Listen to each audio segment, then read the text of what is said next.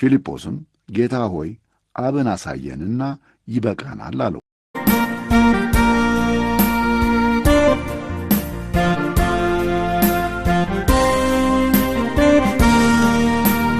ኢየሱስ ክርስቶስ ከሁሉ በላይ ነው። እርሱ የማይታይ አምላክ አምሳል ነው። ከፍጥረት ሁሉ በፊት በኩር ነው። ሁሉ ነገር በእርሱ ተፈጥሯል።